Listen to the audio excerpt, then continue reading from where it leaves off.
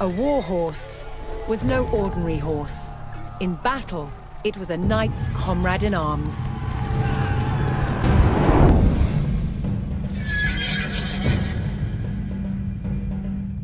By nature, horses are prey animals, but the war horse had to become a predator. They had to be aggressive and fearless, to charge enemy lines and to trample anyone in their way. To achieve this, they were specially bred and highly trained to fight, to lash out with their hooves on command. This meant war horses were expensive and so conveyed high status. War horses were incredibly strong and powerful, but they were also vulnerable. This is a really big target, and it's much easier to shoot a horse than it is to hit its rider. So just as men wore armor, horses wore armor too. A knight didn't ride his war horse on the road to battle. It was far too valuable. Instead, they were led by the knight's groom. A knight would take multiple war horses on campaign, as he would need to change to a fresh horse several times during battle. Once geared up, the knight, his horse, and his weapons became a highly effective system. The heavy cavalry lance had a small ring called a graper, and this locks into my arm, forming a hard linkage, so that the lance can't shoot backwards on impact. The war saddle was also crucial. With its high back, it locked the rider to the horse.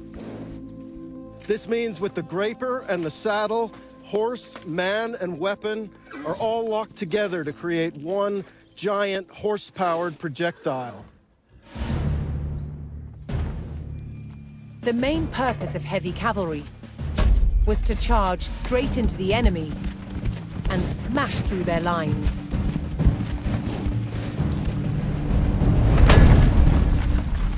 The impact charge crashed into an enemy with terrifying force. It required horses with exceptional courage and power.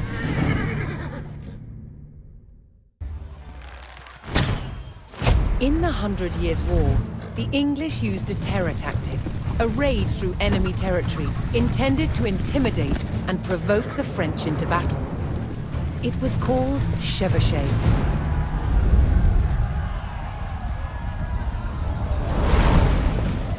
The principal weapon for chevauchée was fire. And one of the ways it was delivered was with incendiary arrows. Challenge with incendiary arrows? Keeping them alight. One type of incendiary arrow was fueled with gunpowder. We've got charcoal, got sulfur, and we've got saltpeter. Saltpeter is the main ingredient. The more oxygen you put into it, the hotter it burns. Of course, when it's on an arrow, when it's being shot, you've got a turbocharged airstream. The chemicals are bound together with brandy, left to dry, and poured into a linen bag. The extra long arrowhead is inserted into the bag and then tied off to secure it. It is then sealed by dipping it into boiling tree resin. This resin, which itself is highly flammable, provides a waterproof casing. It also shields the burning gunpowder, so the wind doesn't put it out in flight. Now that looks deadly, and I really want to shoot it. The art to shooting an incendiary arrow is timing. Too early, and it will go out. Too late, it will spit at you like a dragon.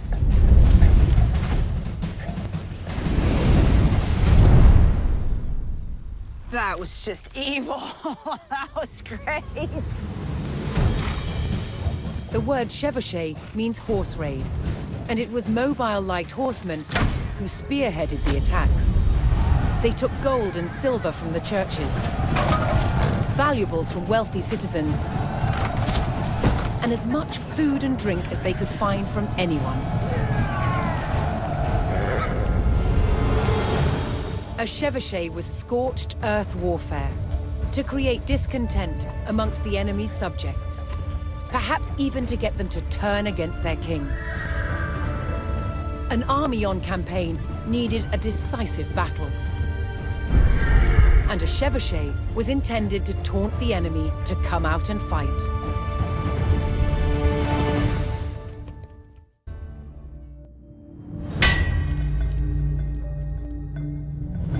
The battlefields of the 100 Years' War were full of danger. To defend against these weapons, a new type of armor was developed: plate armor.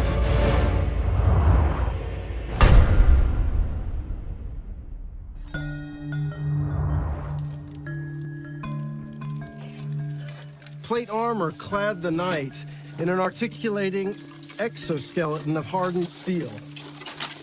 A hard outer shell that still flexes and moves with the body.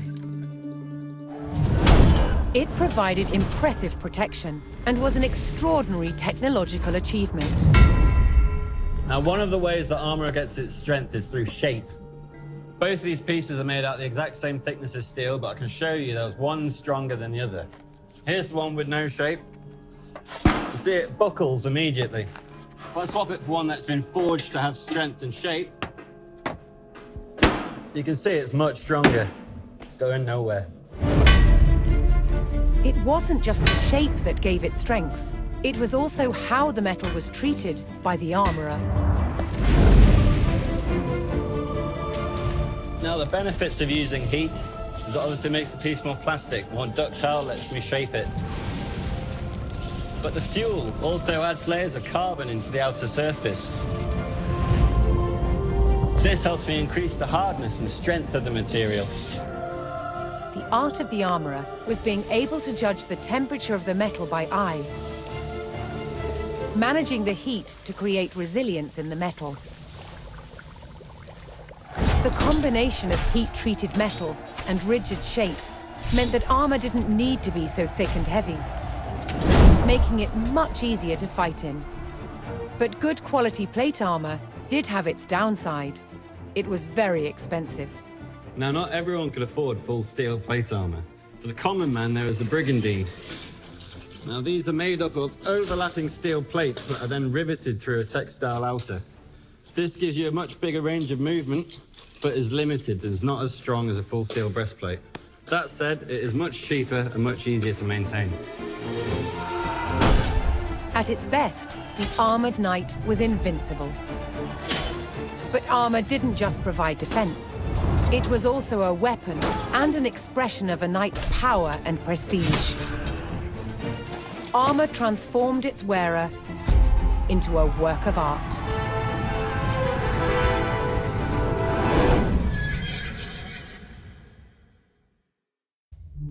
Longbows were powerful weapons, but keeping archers supplied with ammunition was a major undertaking.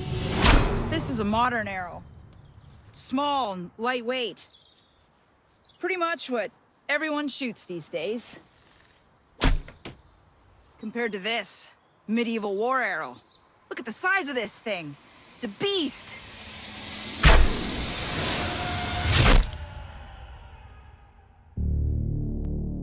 A medieval army might need more than 1 million war arrows on campaign, and each one had to be made by hand.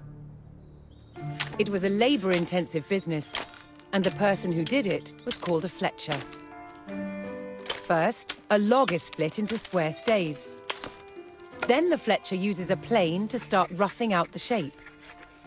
Ugh, how do I get it round? Not only have you got to make it round, you've got to make it bobtailed. Look at that. Bobtailed? You see that's coming down thinner down that end? There's a natural taper coming down there to that end. A plane with a curved blade is used to create the taper. This makes the arrow aerodynamic. This is an incredibly painstaking process for one arrow. Most of them are just for one shot as well. Next, a slot is cut to receive a piece of horn. The horn reinforces the nock. That's the notch that fits the arrow to the bowstring. Without the horn insert, the power of a heavy warbow could split and shatter an arrow. Once the horn is in place, the nock is sawn and shaped.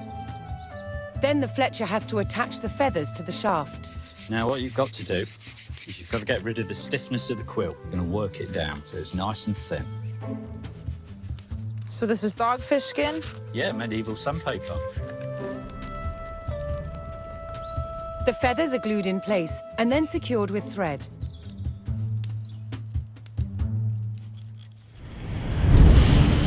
The final process is to arm the arrow with its arrowhead. The person who makes these is called an arrowsmith. From a blank piece of iron, he starts with the part that fits over the arrow shaft. First, he makes the bar flat, then uses a special former to create a socket. The final stage is to hammer out the shape of the head. Arrow stocks had to be prepared far in advance of a campaign. It was impossible to make them in sufficient numbers overnight. A medieval war arrow like this could only be shot from a big, exceptionally powerful bow. And it packed a mighty punch.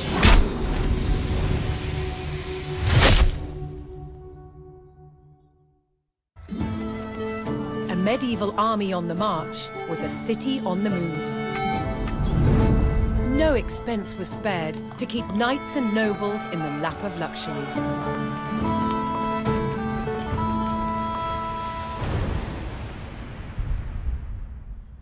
Knights lived in luxurious tents called pavilions, which had all of their furnishing, proper chairs and tableware, real beds with fine linens, even wall hangings. All this furniture had to be transported, and that's on top of what was needed for combat. Weapons and armor needed an army of artisans to maintain them. The armourer's job on campaign was one of maintenance, constantly repairing, knocking out dents, simply changing straps, or replacing rivets that had broken. If you think of the knight as a race car driver, the armourer is his chief mechanic. Without him, he would not be able to function. Also following an army was a band of opportunistic civilians, the camp followers. All vying to sell their services and goods to the soldiers.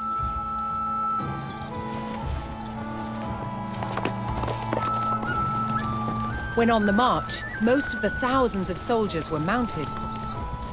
Each knight would have at least 6 horses, all needing grooms, farriers, and fodder. The royal household brought with them their clerks, their priests, essential for men who feared they might die in battle. And of course, their cooks. The common soldier subsisted mainly on bread and a thick soup called pottage. It was an altogether different story for the knights. A knight on campaign would expect the best food. So we have game, we have fine meats, we have fruit when it's in season, always cooked, because food is tied in with health as well. That's very important. And I'm just finishing off a dish here of spiced meatballs with a red wine and pine nut sauce. French and English armies could be on campaign for months on end, maneuvering and skirmishing until they took to the field for a decisive battle.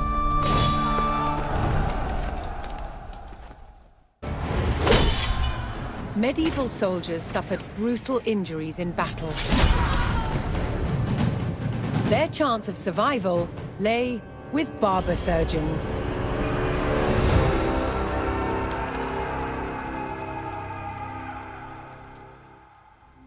From cutting hair to removing limbs on the battlefield, the job of a barber surgeon was varied, and so were their tools. 600 years ago, surgery was very different from today, and this is some of the kit that the surgeons of then would be using. For example, amputations. This bit of kit was used to cut through the skin. Then you need to get through bone, and this is what they used. Believe it or not, this was used for neurosurgery. But what they didn't have at the time was anesthesia. Despite carrying out major surgery, barber surgeons had no formal training. What they learned on the job. And the place where they practiced the most was the battlefield. This was also a time when new surgical techniques were developed, particularly when it came to saving the life of a future king. In 1403, 16-year-old Prince Henry was injured in the Battle of Shrewsbury while fighting rebels trying to overthrow his father, King Henry IV. The arrow penetrated his right cheek and became lodged at the base of his skull. He was very lucky it didn't kill him instantly. Prince Henry pulled the arrow from his face. The shaft came out, but the arrowhead remained lodged inside. They needed to get that out before infection set in and killed him. To the rescue, celebrated surgeon John Bradmore. Bradmore recorded what he did to save the prince's life, including a picture of the tool he made to extract the arrowhead. And it works by ensuring that the tip is closed and then inserting it along the track caused by the arrowhead until it meets the arrowhead. Then the screw is turned to expand the tip, locking it in place inside the arrowhead. And then ever so slowly and gently, you extract, making sure that you don't lose it along the way. I'm amazed by the skill that would have been needed to do this successfully. Can you imagine how good that felt when that came out? The young prince survived to become King Henry V, hero of Agincourt.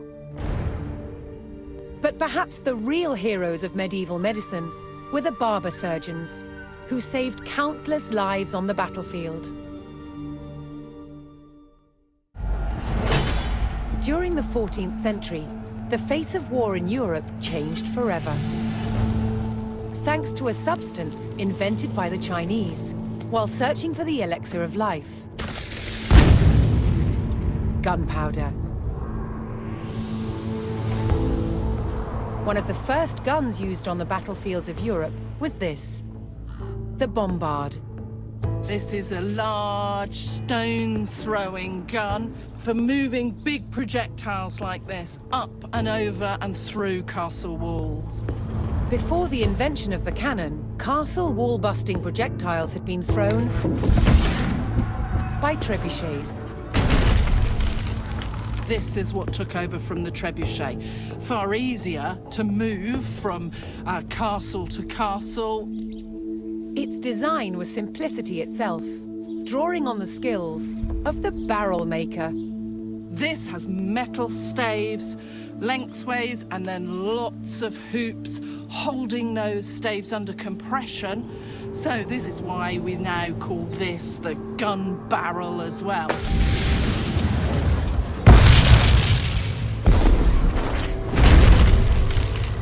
The bombard was no more powerful than a trebuchet, but it did have a psychological impact on the enemy. If we take it back several hundred years, and the loudest thing is a cockerel crowing or a brawl in the pub on a Saturday night, these things are horrendously frightening. As metallurgy improved, barrels could be made longer, increasing accuracy and power. They progressed from taking down walls to taking out soldiers, replacing the bow and arrow. A typical arrow would get stuck in this sort of material, where ball just goes straight through. So compared to a bow and arrow, this is far more deadly. During the 100 Years' War, there was even a precursor to the machine gun, the Riboldequin. She's got several barrels on her. This is the sort of gun that would have been very much against people being able to spread your shot out and hit large numbers of people in one go.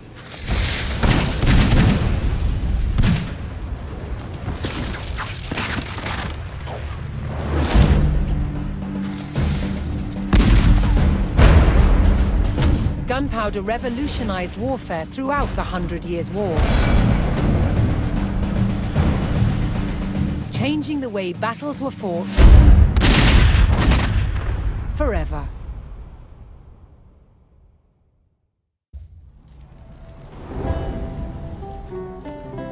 Before the invention of printing in the 15th century, books were painstakingly copied by hand. The finest were illuminated with brilliant colors and real gold.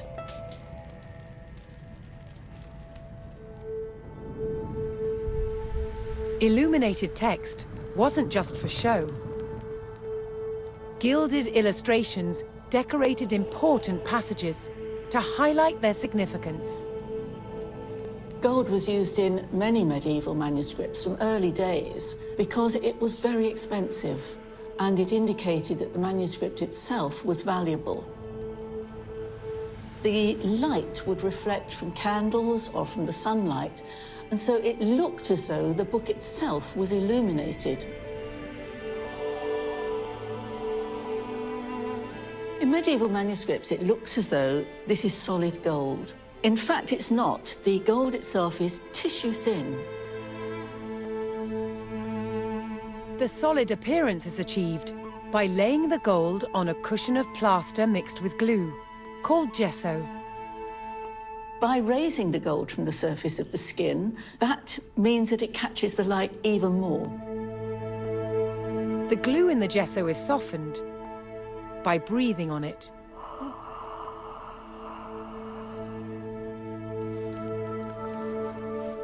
We then have 3 seconds to get the gold on, and I'm using a burnisher, which is a polished stone, just to make sure that the gold sticks. Then the burnisher is used to polish the gold up. See, it's coming up now. So it's coming nice and shiny. Next, the miniature is painted. The base colour will be done first, then the tints and the shades will be added, and finally, the white highlights and the outline, which lifts it and brings the whole thing to life. The medieval paint box contained pigments from across the world, such as ultramarine from Afghanistan and orpiment gathered from volcanic craters. It often took a long time to complete these medieval miniatures. This one between a month and 6 weeks, from start to finish.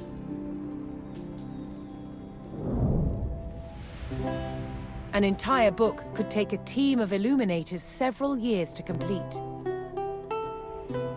Many medieval manuscripts still survive today, fully preserved, with their colors just as vivid as the day they were illustrated.